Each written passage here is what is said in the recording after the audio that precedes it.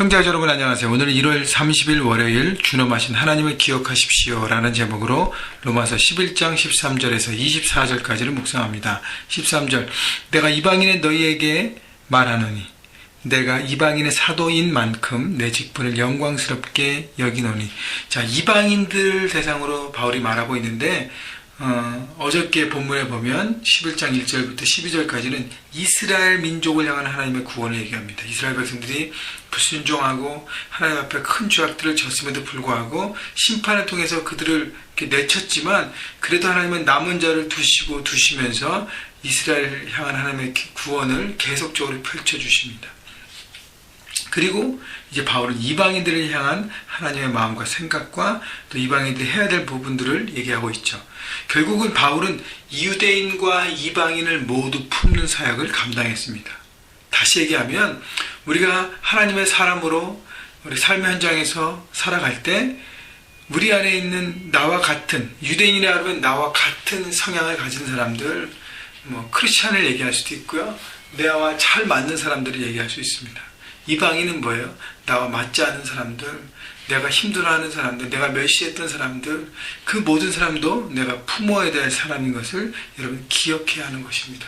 물론 나와 맞지 않는 사람, 나와 어려운 사람들까지 품으면서 친구가 되고 가까이 그렇게 하라는 것이 아니고 그들도 마음 가운데 이렇게 응어리가 없고 편하도록 또 그들을 이제 중보해 줄 수 있고 그들을 안타까움으로 받아볼 수 있는 그런 넓은 마음을 품어야 한다는 것입니다. 그들도 예수 그리스도가 필요하구나 라고 생각하고 그들이 잃어버린 영혼이라면 하나님을 만날 수 있는 여러 가지 채널과 그 모든 것을 위해서 기도하고 애써야 되는 부분이 필요한 것이죠. 그래서 모두를 품는 바울의 사역. 근데 오늘은 포커스가 이방인입니다. 내가 이방인의 사도인 만큼 내 직분을 영광스럽게 여기느니. 바울은 이방의 빛으로 부르심을 받아서 이방인들을 위해서 첫 번째 하나님의 사람으로 첫 번째 이방인을 향해 많은 사랑을 베풀고 나누고 그들에게 구원을 소개하고 복음을 소개하고 하나님을 알게 했습니다. 그런 자신의 사명에 자부심을 가진 것이죠. 많은 유대인들, 동료들, 많은 사도들, 많은 사역자들이 그가 이방인에게만 집중하는 것에 대해서 참 불편해하고 유대인들도 배신자라고 여기는 어떤 그런 부분도 많이 당하고 고초와 고군들을 당했습니다. 그 오해도 많이 당하고요. 그래도 불구하고 바울은 자신이 이방인의 사역을 하는 것을 자부심을 갖고 영광스럽게 여긴다 그랬습니다. 여러분, 이 얘기는요, 우리가 삶의 현장 일터에서 내가 살아가는 그 일, 하나님께 내게 주신 사명입니다. 삶의 현장에서 하나님 나라를 이루려는.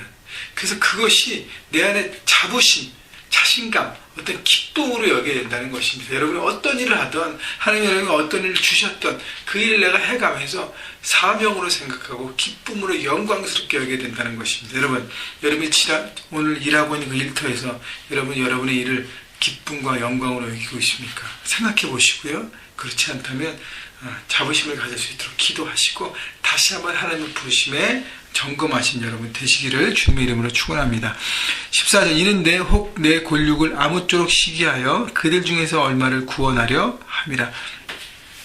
이방인의 구원을 보면서 유대인들이 이렇게 많이 이렇게 동요가 되고 동기부여가 돼서 그들의 얼마라도 우리도 십자가의 구원을 받아들이고 주님의 자녀가 되야겠구나 깨닫고 돌아오는 역사가 일어나기를 바란다는 것입니다. 15절 그들을 버리는 것이 세상의 화목이 되거든 그 받아들이는 것이 죽은 자 가운데 살아나는 것이 아니면 무엇이래요. 16절 제사하는 처음 익은 곡식가루 거룩한 즉 떡덩이도 그러하고 뿌리가 거룩한 즉 가지도 그러하니라. 뿌리가 거룩한 즉 가지도 그러하니라. 자, 그래서 15절에 보면 그 받아들인 것이 죽은 자가 살아나는 것이 아니면 무엇이. 다시 얘기하면 그 이스라엘 백성들이 믿음으로 그 예수 그리스도를 받아들이면 정말 죽은 자가 살아나는 놀라운 능력이 된다는 것입니다. 그러면서 뿌리가 거룩한 즉 가지도 거룩하니라. 이방인들에게 그 뿌리, 유대인들이 선택한 민족으로 그렇게 물론 엉망진창으로 살고 불순종하고 그랬지만 그래도 남은 자들이 믿음을 이어가고 했기 때문에 그 구원이 너희에게까지 이른 것이다 라고 얘기하는 것입니다. 뿌리가 중요하다는 거예요. 뿌리는 이스라엘 민족, 가지는 이방입니다. 그래서 가진 너희가 뿌리를 하찮게 여기고 이스라엘 민족은 저게 왜 있는 거야? 저 목이 고든 백성 하면서 똑같이 그들을 비난하고 하면 안 된다는 것이죠. 17절. 또한 한 가지 얼마가 꺾이었는데 돌 감람나무인 내가 그들 중에 접붙임이 되어 참 감람나무 뿌리의 진액을 함께 받은 자가 되었은즉 그 가지를 향하여 자랑하지 말라. 자랑할지라도 내가 뿌리를 보존하는 것이 아니야. 뿌리가 너를 보존하는 것이라. 너희는 가지고 이스라엘 민족이 뿌리라는 것을 잊지 말라는 거예요. 너희들이 구원받고 믿음의 자녀가 됐다고 해서 뿌리였던 이스라엘 민족들에 대해서 업신여기고 그들을 비난하고 그들을 정죄하고 그렇게 하면 안 된다는 것입니다. 그러면 똑같이 유대인처럼 되기 때문에 교만하지 말라는 거예요. 구원받았다고 해서 하나님의 자녀가 됐다고 해서 뭐가 자기들 본인들만 뭐 믿음의 사람이라는 어떤 오해 그런 생각 그런 생각을 버리라는 것입니다. 특권의식을 버리라는 거예요. 우리는 모두 하나님 앞에 죄인인 것입니다. 19절. 그러면 내 말이 가지들이 꺾인 것은 나로 접붙임을 받게 하려 함이라 하리니 20절. 옳도다. 그들은 믿지 아니함으로 꺾이고 너희는 믿음으로 서느라. 높은 마음을 품지 말고 도리어 두려워하라. 하나님 원가지를 아끼지 아니하셨은즉 너도 아끼지 아니하시리라. 그러면서 이제 이방인들이 유대인들에게 결국 접붙임 됐다는 것이죠. 원가지에 접붙임 돼서 접붙임 감람나무가 돼서 이방인들은 하나님의 자녀로서 그 뿌리에 나오는 진액을 받고 성장하고 열매를 맺는다는 것입니다. 그래서 유대인들은 20절에 보면 믿지 않음으로 심판당하고 꺾였고 너희는 믿음으로 세워졌다는 인생이 됐다는 것이죠. 유대인들은 불신 가운데 꺾인 인생이 되었고 이방인은 믿음 가운데 세워진 인생이 되었어요. 그렇기 때문에 높은 마음을 품지 말고 도리어 두려워하라는 것은 교만하지 말라는 거예요. 너희 믿음 가운데 하나님을 두려움으로 매일매일 주님의 말씀에 순종하고 살아가는 인생이 되라는 것이죠.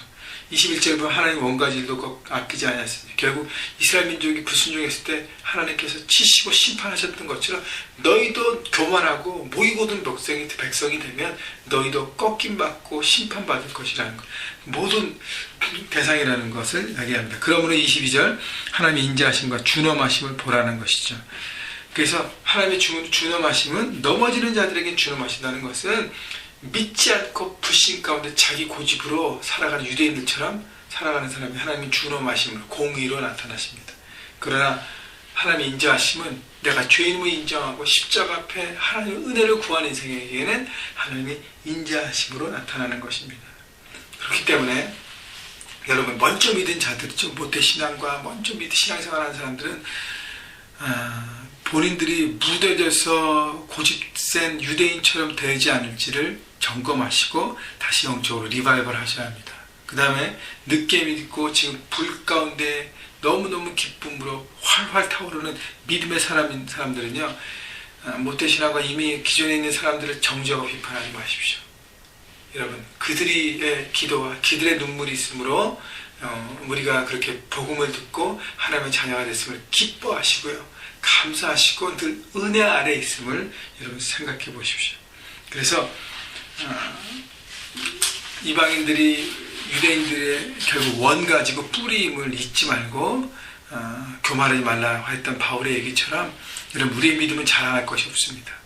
항상 주님 앞에 우리가 매일매일 클릭 큐티 하듯이 말씀을 듣고 조심스럽게 그 말씀을 순종하며 따라가는 인생이 되어야 하는 것입니다. 여러분 교만은 패망의 선봉이라 그랬습니다. 그래서 여러분 늘 하나님 앞에 마음을 열고 낮은 자세로 하나님의 뜻을 받아들이고 순종하면서 모든 사람들을 향해서 마음을 열고 다가갈 수 있는 하나님의 사랑을 품으십시오. 그래서 삶의 현장에서 여러분 맞는 사람들에게는 더 사랑을 하고 맞지 않는 사람도 중보하고 그들을 품을 수 있고 함께 어울려가는 그런 하나님의 사람으로 오늘도 살아가시기를 주님의 이름으로 축원합니다.